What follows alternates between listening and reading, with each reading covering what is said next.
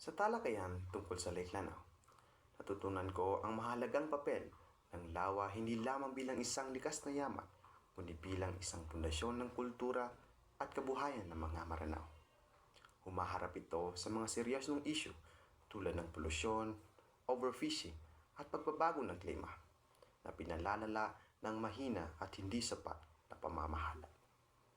Kung hindi ito aaksyonan, malaki ang magiging epekto hindi lamang sa kalikasan kundi pati sa kabuhayan at tradisyon ng mga taong nakapaligid dito.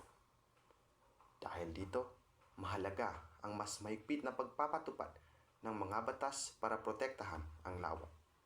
Gayon din ang paghahanap ng mga alternatibong kabuhayan tulad ng ecotourism.